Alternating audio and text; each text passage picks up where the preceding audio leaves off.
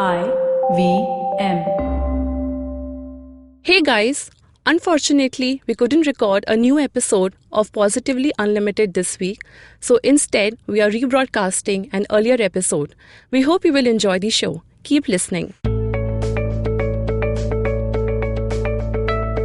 December 2018. Another year is winding down, and here are 3 questions to answer. What's the biggest gift 2018 has given you? What have you learnt about yourself through 2018? And what's the one thing or one change you need to make in 2019? Welcome to another episode of the Positively Unlimited podcast. This, I believe, is the last episode of this year, and I couldn't have asked for a better letter and mindset for this one. L for love yourself. Mind you, I'm sharing the truths and the hype around this phrase, which everyone loves to throw around these days. Love yourself, they say. Either we are being told to love ourselves, or someone is tom-tomming about how they've finally learned to do so, oh so well. So here's what it means to love yourself. It means being kind to yourself, placing yourself and your needs first, as and when required. And yes, I'll talk about this one a little bit more in just a minute. Loving yourself also means forgiving yourself, allowing yourself to make some mistakes. It means taking care of your every need and making an effort for your every want with joy. So what do I mean when I say placing yourself or your needs first? Well, we are all conditioned to take care of others and place other people's need first. Why and how did this happen? Every time you placed someone else's needs and wants before yours, you were rewarded with appreciation.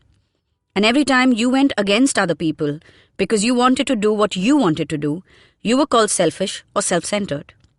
Only always thinking about yourself, etc. So now we are constantly thinking about letting our parents, grandparents, friends, and even random strangers down.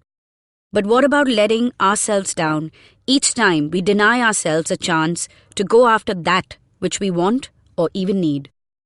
Placing your needs first is not selfish, as long as you know how to prioritize and balance that scale of love. And this is where one aspect of the hype around love yourself comes out in the open. It's not okay to be selfish. Yes, it's okay to think about yourself and place your needs first. That's not being selfish. Don't be selfish and self-centered under the garb of loving yourself. Don't be mean and rude to somebody else just because you're trying to place yourself first. Yes, you can put your foot down when someone's constantly pushing you over. You can and must say no to people and things you don't want to be a part of. You must do what makes you happy. Choose what you want and go after it. But also, keep an eye on loved ones and know when to place their needs first without bearing your own. You don't have to choose between taking care of someone and taking care of you. You are capable of doing both. Every single one of us is. You just have to learn to juggle the balls.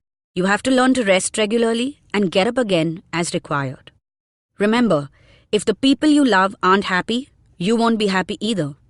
However, you need to figure a 60-40 balance, or even a 70-30 math. 60 to 70% of your life is about you, and 30 to 40% is where you accommodate all the loved and not so loved ones in your life. It's like I say, break it down to build it up. Always remember, we were meant to live together. We don't live in silos, we don't live in isolation. So we have to learn to place other people's needs first on some days, and then on others, we have to put ourselves first. Being kind to yourself, letting yourself make some mistakes, making the effort for yourself, these are all ways in which you treat yourself well. And if you don't do this, then how will others know how to treat you well? Remember, monkey see, monkey do. Loving yourself is about setting the right example for others to treat you appropriately. However, and here comes another hyped up piece about loving yourself. The world does not revolve around you. It cannot. Your world revolves around you. There's a difference. Learn to stand in the center of your world to be able to maintain balance and harmony, and not just to be the center of attention of every being in your life. Love, or even loving yourself for that matter, is about oneness, and not about creating separation between you and others. Make an effort for your wants and desires because you love yourself enough to work hard for you. Loving yourself means that. And stop complaining about others not making an effort for you. Remember, they too need to be following that 70-30 rule.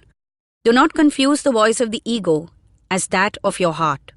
If the ego is making too much noise, remember it's a sign of fear of some sort or a danger to your own self-worth.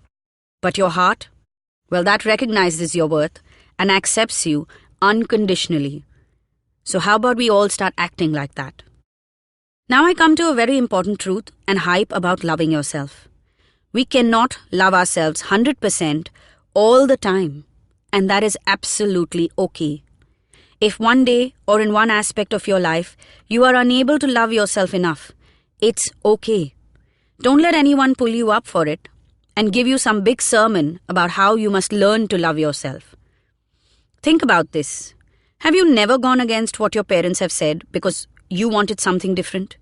Have you never ended a relationship even if it was a friendship because it was harming you? Have you never walked away from a situation because you did not want it to get ugly? Know that every single day you are doing something. Sometimes it's a very tiny act, but it still equals to saying, I love you to yourself. So if someone is sending you into a self-judgment space by rubbing this whole you must love yourself thing in your face, tell them to back off and learn to treat people with compassion first. Ask yourself in that moment if you need to or how can you love yourself just a little louder today. You remember that episode I did called Q for Question Everything? Well, don't just take someone's word when they say love yourself. Question it, question them, question yourself. Life is simple. So is loving yourself. Do something for yourself every day. Choosing you does not mean you have to push others away, and choosing them doesn't mean you have to bury yourself. You, as are all of us, capable of loving yourself and every single person in your life equally. Before we sign off from 2018, here's your weekly reminder though.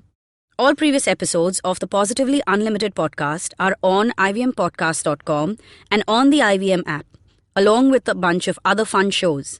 By the way, my dear friend Rachel Lopez's Wordy Wordpecker is featured in Apple's top podcasts of the year, and it's produced by none other than awesome IVM Podcasts. So go give that a listen to, and you see what I just did.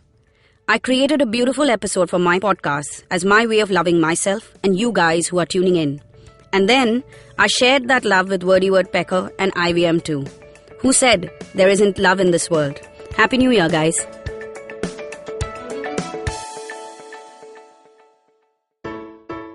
Hey, I hope you enjoyed that episode. And if you enjoy listening to content on the IVM Podcast Network, let me tell you about a couple of things that you should check out this week. On the Edges and Sledges Cricket Podcast, Ashwin and DJ conclude the Ashes and talk about the failure of Indian middle order in the T20s.